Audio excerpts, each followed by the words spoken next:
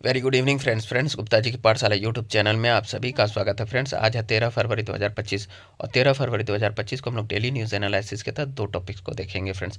सबसे पहले तो आप सभी से मैं क्षमा चाहता हूं फ्रेंड्स, क्योंकि मैं रेगुलर वीडियो इधर नहीं ला पा रहा हूं, क्योंकि मैं घर के कार्यों में काफ़ी व्यस्त था। उसके लिए मुझे क्षमा करें, अब मैं रेगुलर वीडियो लाऊंगा, ठीक है।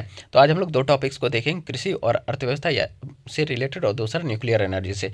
तो पहला टॉपिक है भारत की कृषि रीढ़ को मजबूत करना, और दूसरा है न्यूक्लियर एनर्जी सेक्टर में निजी भागीदारी। तो दोनों काफ़ी महत्वपूर्ण टॉपिक्स है फ्रेंड्स, और आगामी जितने भी मेंस एग्जाम है ना, इस प्रकार के टॉपिक्स का ये भाग बनते रहे हैं, इस प्रकार के टॉपिक्स। और अगर यहाँ से क्वेश्चन बनना निश्चिंत है, आप लोग अगर इस टॉपिक्स को बढ़िया से करेंगे और इस तरह के अगर क्वेश्चन आते हैं जो भी आगामी मेंस एग्जाम है, बीपीएससी हो, यूपीएससी हो, यूपीपीसीएस हो, ठीक है, या फिर आप एमपीपीसीएस ले, जेपीएससी ले, किसी भी स्टेट पीसीएस का, तो आप अगर इसको अच्छे से कर लेते हैं और हूबहू आप लिख करके वहाँ पर आते हैं, तो आपको जो है फुल मार्क्स मिलेंगे और आपकी निश्चित होगी। तो ध्यान से आप लोग इसको देखिए।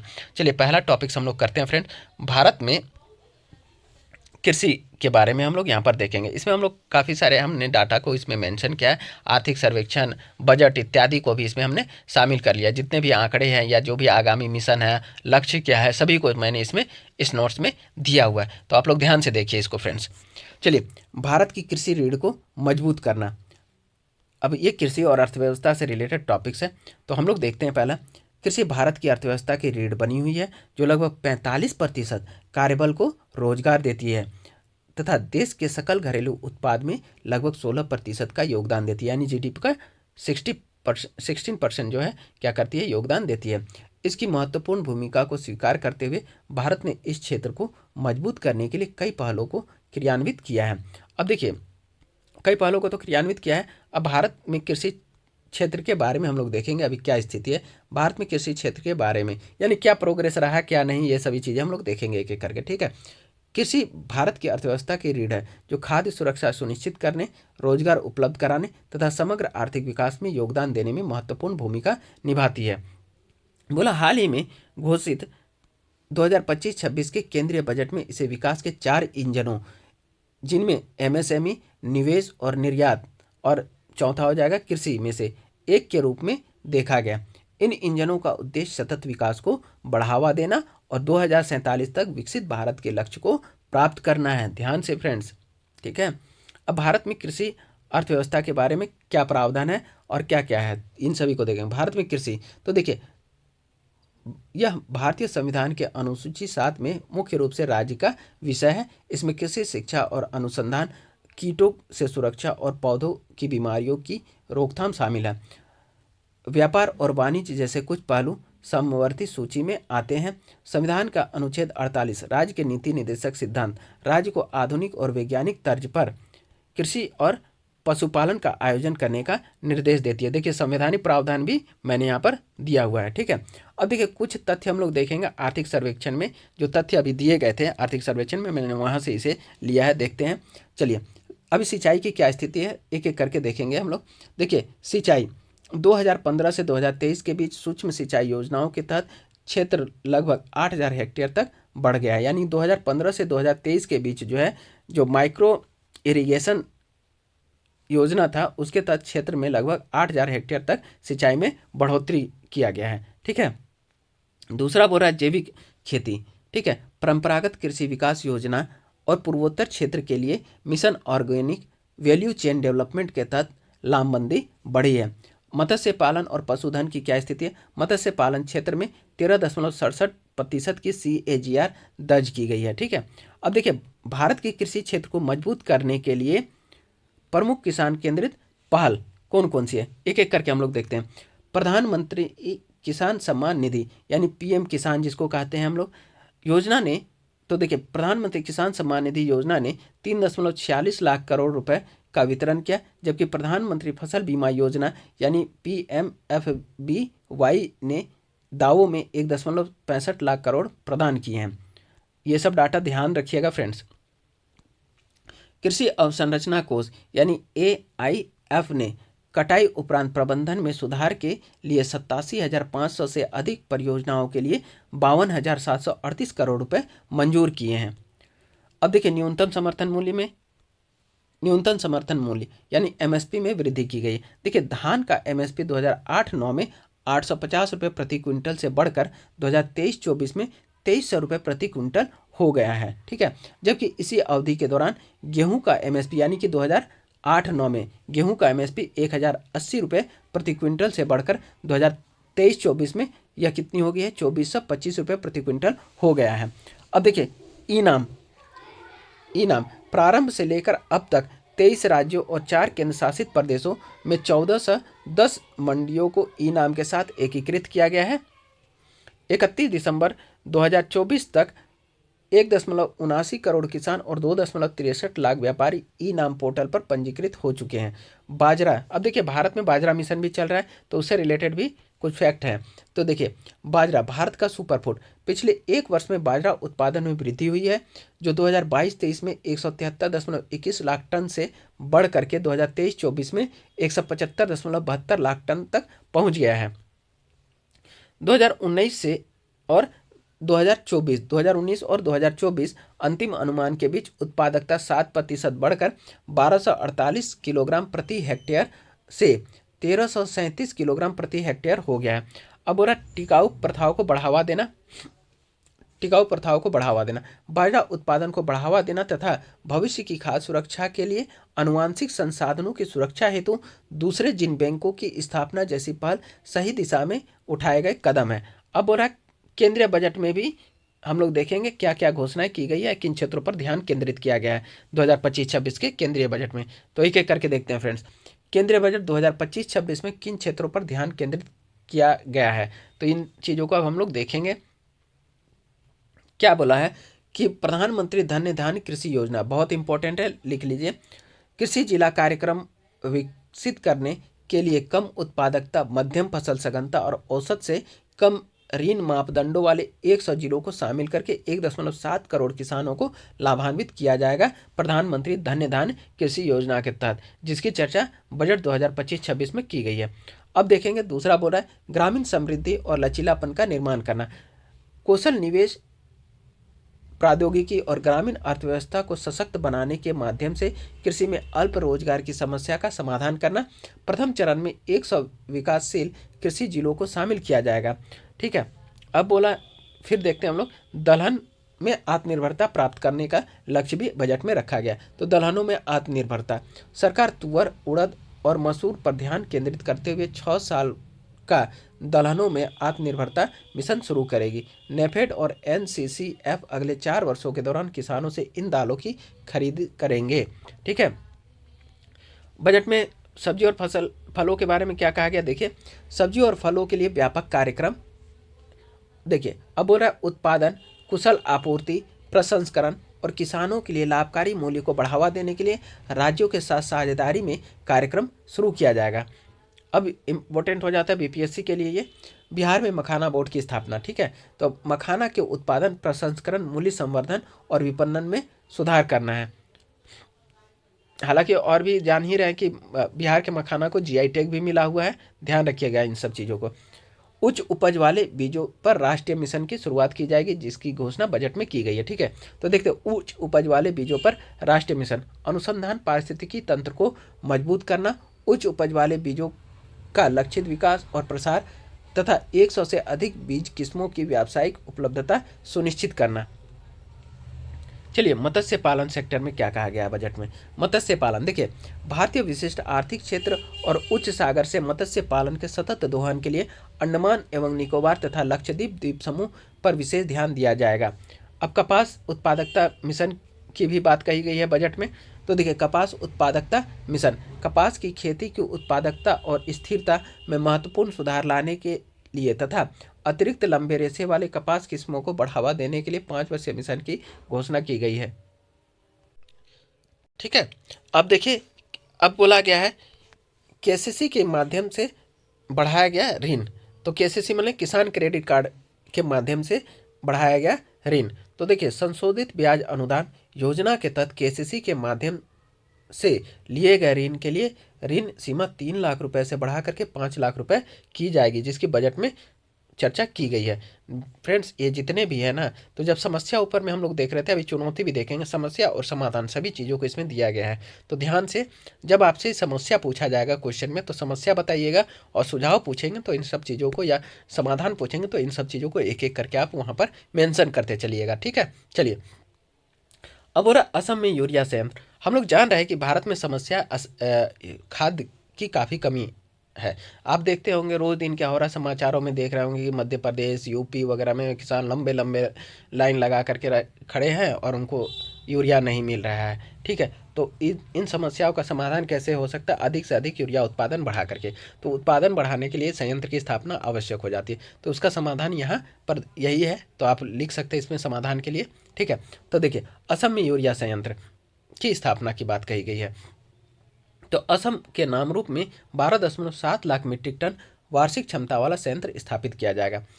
और इसके साथ और एक चीज़ मेंशन कर सकते हैं कि जैसे पुराने बंद पड़े यूरिया फैक्ट्रियों या खाद फैक्ट्रियों को की पुनः शुरुआत करके उसकी क्या की जा सकती है, खाद की समस्या का समाधान किया जा सकता है। ये भी आप उसमें सुझाव दे सकते हैं। ठीक है, चलिए हम जितना तैयारी कर रहे हैं उसके अकॉर्डिंग आप लोगों को बता भी रहे हैं।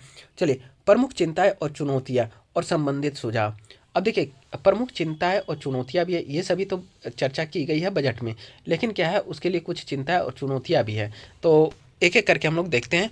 अब क्या है, देखिए बजट में जो घोषणाएं की गई उसके लिए कई चुनौतियां और समस्याएं भी हैं, तो एक एक करके देखते हैं। अब नई योजनाओं का कार्यान्वयन। देखिए हालांकि बजट में प्रधानमंत्री धन धान्य कृषि योजना और दलहन में आत्मनिर्भरता मिशन जैसी कई नई योजनाएं शुरू की गई, लेकिन इन कार्यक्रमों का प्रभावी कार्यान्वयन एक चुनौती बनी हुई है। यह सुनिश्चित करना महत्वपूर्ण होगा कि लाभ लक्षित लाभार्थियों तक पहुँचे तथा नौकरशाही संबंधी किसी भी बाधा का समाधान किया जाए।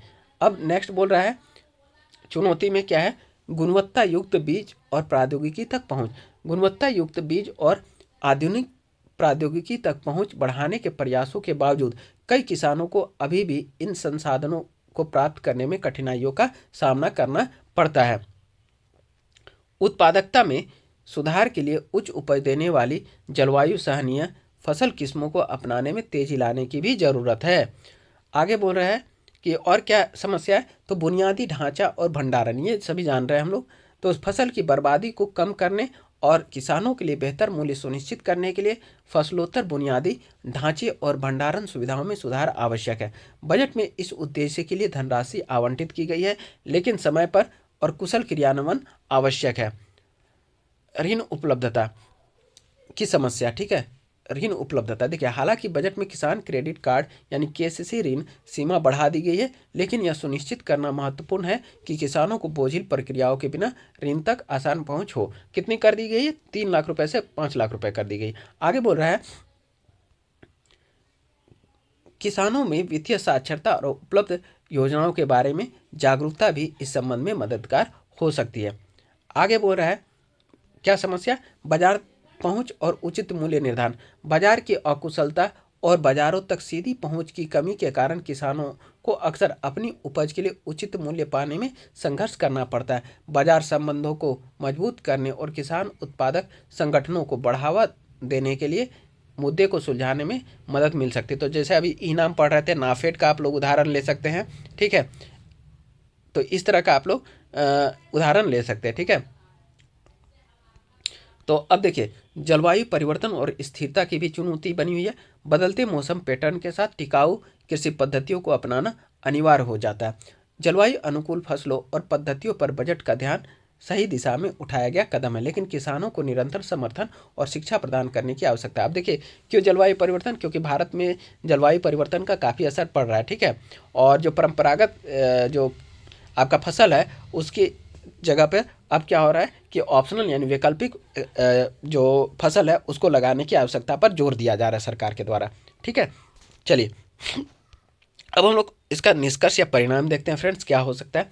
भारत की कृषि रीढ़ को मजबूत करना देश के सामाजिक आर्थिक विकास के लिए महत्वपूर्ण है। किसान केंद्रित पहलों को लागू करके बजट आवंटन बढ़ाकर और टिकाऊ प्रथाओं को बढ़ावा देकर सरकार खाद्य सुरक्षा सुनिश्चित करने, रोजगार उपलब्ध कराने और समग्र आर्थिक विकास को बढ़ावा देने की दिशा में काम कर रही है। फ्रेंड अब नेक्स्ट नेक्स्ट टॉपिक से हम लोग देख रहे हैं कि भारत के परमाणु क्षेत्र में निजी क्षेत्र की भागीदारी और संभावना। काफ़ी इंपॉर्टेंट टॉपिक्स है फ्रेंड्स। न्यूक्लियर एनर्जी एक एक पार्ट बाय पार्ट में हम बोले हैं ना आप लोगों को कि कंप्लीट करवा देंगे, तो देखिए आज ये भी लेकर क्या है। देखिए विज्ञान और तकनीकी अर्थव्यवस्था से रिलेटेड है, ठीक है। अब देखते हैं हम लोग इसका केंद्र सरकार का क्या लक्ष्य है। अभी एक परमाणु ऊर्जा मिशन भी भारत सरकार ने चलाया, तो अभी एक एक करके हम लोग देखते हैं। यहाँ पर केंद्र सरकार 2047 तक 100 गीगावाट परमाणु ऊर्जा क्षमता हासिल करने के लिए निजी क्षेत्र की भागीदारी की अनुमति देने पर विचार कर रही है। अब क्या विचार कर रही है इसके बारे में देखिए हम लोग।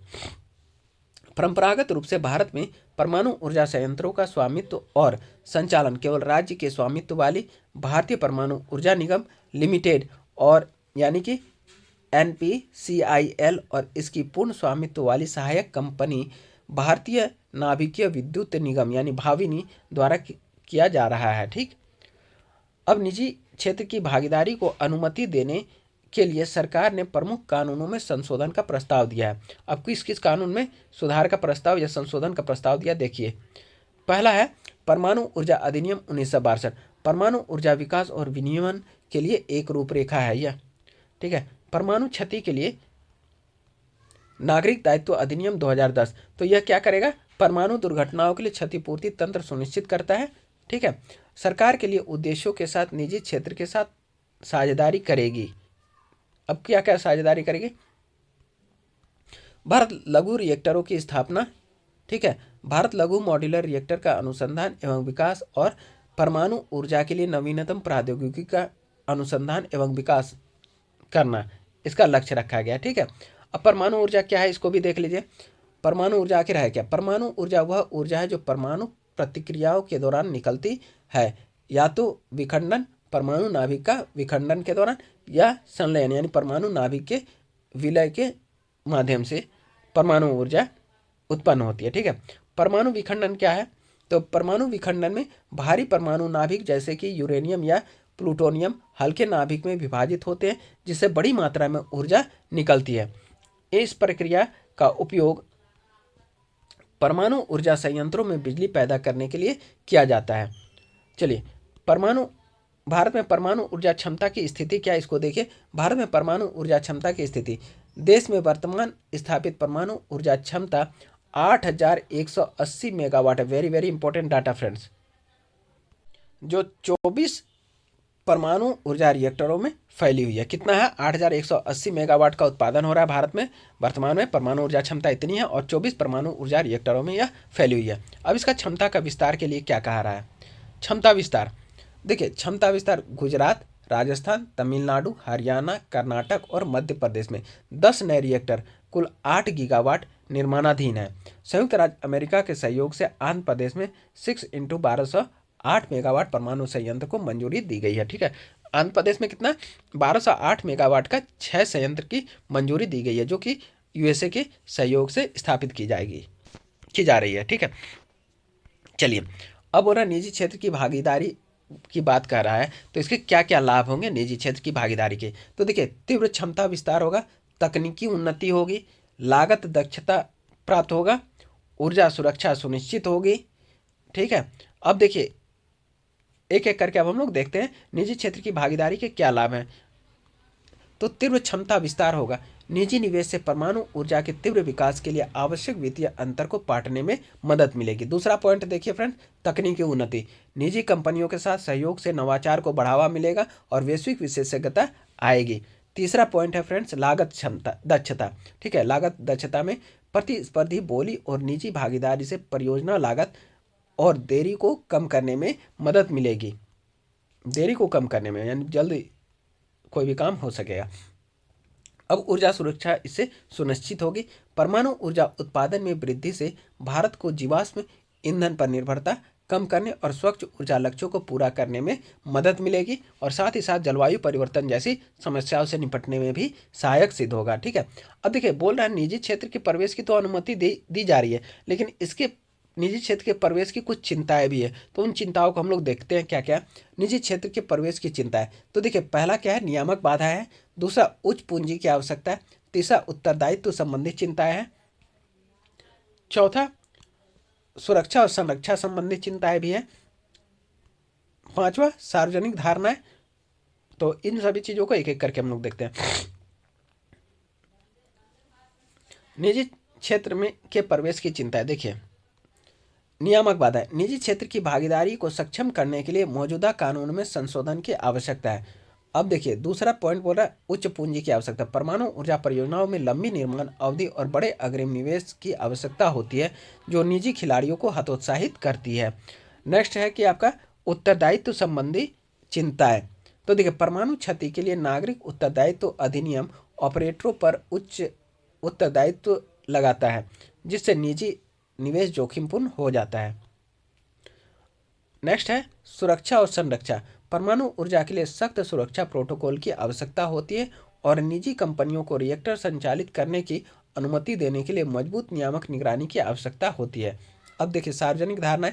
परमाणु सुरक्षा, अपशिष्ट प्रबंधन और विकिरण जोखिम से संबंधित चिंताओं को सार्वजनिक प्रतिरोध का सामना करना पड़ेगा। सरकारी कदम क्या क्या है? देखिए, सरकारी कदम। भारत ने छोटे मॉड्यूलर रिएक्टरों यानी एसएमआर के विकास के लिए 20,000 करोड़ रुपए के अनुसंधान एवं विकास मिशन की घोषणा की थी। अब देखिए, भारत ने 2033 तक कम से कम 5 स्वदेशी रूप से विकसित रिएक्टरों की स्थापना का लक्ष्य भी रखा है। फिर बोला है एनपीसीआईएल और राष्ट्रीय ताप विद्युत निगम यानी एनटीपीसी ने देश में परमाणु ऊर्जा सुविधाएं विकसित करने के लिए एक पूरक संयुक्त उद्यम समझौते पर हस्ताक्षर किए हैं। अब हो रहा है पश्चिमी गोलार्ध। देखिए, पश्चिमी गोलार्ध में क्या है कि स्पष्ट नियामक ढांचा, सार्वजनिक निजी भागीदारी। अब देखिए, बोल रहा है निजी क्षेत्र की भागीदारी के लिए क्या क्या चीजें बहुत ही आवश्यक है। ठीक है, तो देखिए, पहला बोल रहा है आपका स्पष्ट नियामक ढांचा होना आवश्यक है, सार्वजनिक निजी भागीदारी, ठीक है, क्रमिक कार्यान्वयन। 3 पॉइंट में इसको समाप्त कर दिया। ठीक है, चलिए, तो स्पष्ट नियामक ढांचा, सुरक्षा, अनुपालन और पारदर्शिता सुनिश्चित करने के लिए एक मजबूत नियामक वातावरण स्थापित करना, जवाबदेही और राष्ट्रीय सुरक्षा से संबंधित चिंताओं का समाधान करना लक्ष्य है। ठीक है, फिर बोल रहा है कि सार्वजनिक निजी भागीदारी यानी ट्रिपल पी मोड, ऐसे साझेदारी को बढ़ावा देना जहां सरकार निगरानी रखती है जबकि निजी कंपनियों हितों का संतुलन सुनिश्चित करते हुए परिचालन, नवाचार और निवेश को संभालती है। अब क्रमिक कार्यान्वयन इन सभी का समाधान दे रहा है कि निजी क्षेत्र की भागीदारी का परीक्षण करने के लिए पायलट परियोजना और छोटे पैमानों की पहलों की शुरुआत करें ताकि बड़े पैमानों पर कार्यान्वयन से पहले जोखिम प्रबंधन सुनिश्चित हो सके। ठीक है, और इस प्रकार से क्या हो सकता है, जो एसएमआर और निजी क्षेत्र की भागीदारी से क्या हो सकता है, हमारा जो ऊर्जा सुरक्षा है वो सुनिश्चित हो सकती है। साथ ही साथ जो जलवायु परिवर्तन और पर्यावरण संबंधी जो चिंता है उन सभी का आसानी से समाधान हो सकता है और भारत को एक क्लीन एनर्जी तो प्राप्त होगा ही होगा। साथ ही साथ भारत जो है क्या हो जाएगा, ऊर्जा सेक्टर में सेल्फ रिलायबल हो जाएगा। ठीक है, चलिए, तो फ्रेंड्स आज का सेशन यहीं समाप्त करते हैं। फिर कल हम नए फ्लेवर के साथ, नए टॉपिक्स के साथ इसी समय आप लोगों के समक्ष प्रस्तुत होंगे। तब तक के लिए धन्यवाद, गुड नाइट। फ्रेंड्स, आप लोग मेरे चैनल को लाइक, शेयर, सब्सक्राइब और कमेंट अवश्य करें, सपोर्ट करें। फ्रेंड्स, सपोर्ट नहीं कीजिएगा तो कैसे काम करने में कोई भी चीज़ में मज़ा आएगा। तो आप लोग प्लीज़ सपोर्ट कीजिए। ठीक है, धन्यवाद फ्रेंड्स, गुड नाइट।